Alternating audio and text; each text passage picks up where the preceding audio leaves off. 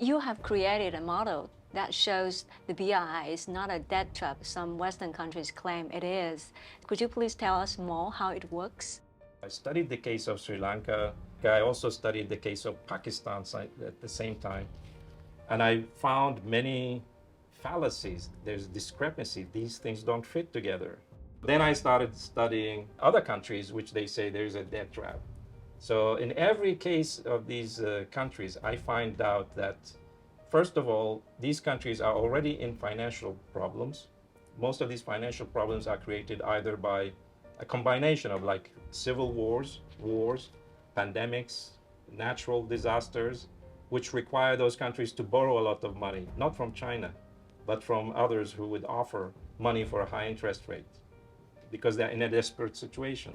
And then, of course, when the time comes to pay back, they're in a new crisis. So they have to borrow new money to pay the old debt. That's what the debt trap is actually happening.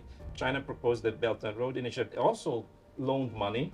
But in my study, I say we have to look at the quality of the loans. Where do those countries use the money? Chinese loans go to building infrastructure mostly, and now industries and agriculture. It increases the productivity of that society. It stimulates economic growth. And that way they will generate more money, and that way they can pay back the loan to China. The Chinese loans are also very long term. Chinese loans to railways and other projects is like 15, 20 years long for the payback. So the countries have to pay a little every year, not everything at once like the Western loans. That means that by the time they have to pay the whole debt, these projects would have created many, many times more wealth in that country than what they will pay back to China.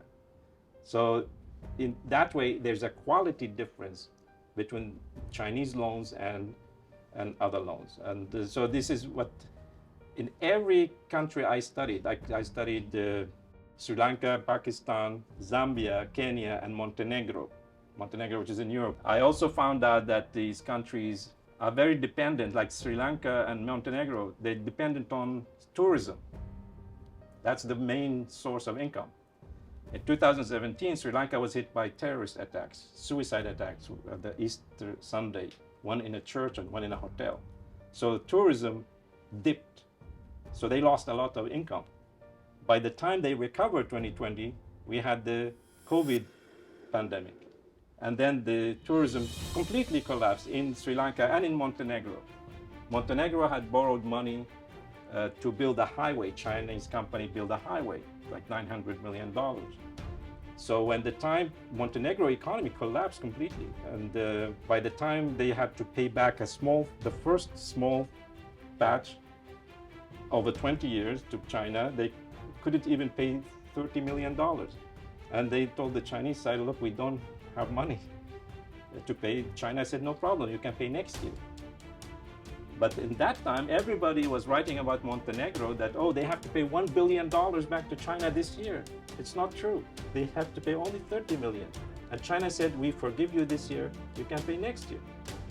All these stories are created to give an image of China and the Belt and Road as something bad and dangerous. And this has become my specialty to show it's not true. So this was a political campaign. It has nothing to do with economics or financial studies.